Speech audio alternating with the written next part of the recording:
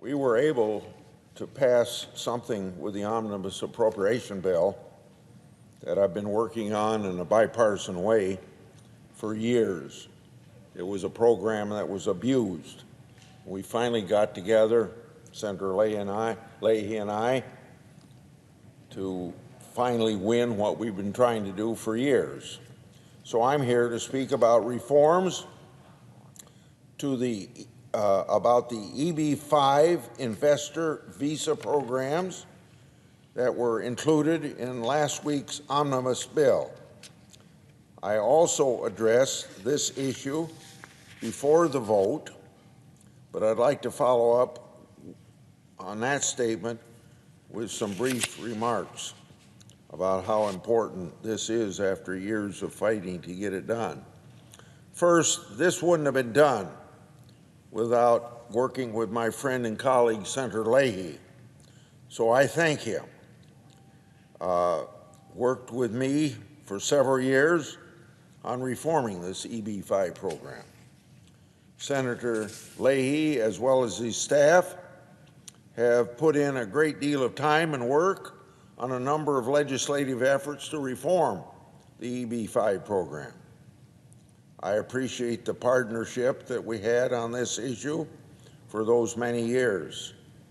As I mentioned in my previous statement on the day the bill passed, Congress originally authorized the EB-5 Regional Center Program in 1992 as a pilot program.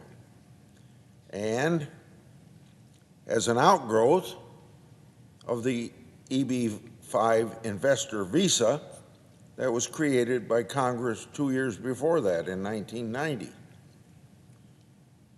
When the EB-5 visa and regional center programs were established, Congress intended for them to spur investment in number one, rural areas, and number two, in economically depressed areas. And I emphasize rural and economically depressed because this whole program over a period of the next 20 years evolved into a program for far removed from the original goals. Senator Leahy and I recognized that 5-6 years ago, but you know, to get around all the interest groups that have something to do with the EB-5 program, and particularly those that are enriching themselves from it, it's hard to get changes made here in the Congress of the United States. Thank God we were fortunate not to get the EB-5 program extended from year to year, because that's what happened 4 or 5 years as we were working on these reforms. They just extended and let the fraud and abuse of the law go on. But finally, about a year ago, we kept that program from being extended year to year, and it forced people to sit down and talk to us in a responsible way to get to where we are today. So it's unfortunate. The EB-5 Regional Center Program, in particular, has been plagued with all this fraud and abuse. Rampant and abusive gerrymandering of the EB-5 program's targeted employment areas also undermined congressional intent that lower investment thresholds be a tool for channeling investment into areas that truly need it. And those are the rural areas and the economically depressed areas of our country. Gerrymandering undermined the whole purpose of the program. Another problem that the reforms accomplished was that EB-5 investment levels had not been adjusted by Congress since 1990. And they should have been adjusted for the inflation that's taken place since then. And our act does make some adjustment in that area. It doesn't quite make up for all the inflation we've had since 1990, but still better than if we'd gone with those 1990 figures. The EB-5 Reform and Integrity Act of 2022, which was included in the omnibus bill, will address a number of these issues. The bill, which Senator Leahy and I primarily authored, formally repeals the pilot program created by Congress in 1992 and codifies in its place a new regional center program reflecting a number of reforms that we've pursued for many years. These reforms will help to crack down on fraud and abuse that have plagued the program far too many years. As I said in my previous statement, all EB-5 regional centers that operated under the lapsed and repealed pilot program will be expected to seek a new regional center designation. And in that process, they'll have to certify compliance with all the relevant requirements and reforms laid out in our bill, now law, in order to receive such a designation. Additionally, for the first time since 1990, the bill statutorily raises EB-5 investment levels and mandates that they be adjusted for inflation every 5 years, so we don't have what's happened in the last 30 years using 1990 figures for investment. The legislation also codifies certain aspects of the 2019 EB-5 Immigrant Investor Program Modernization Rule. Specifically, the bill codifies the 2019 rule definition of high unemployment, targeted employment area, and allows only the Department of Homeland Security to make such a designation.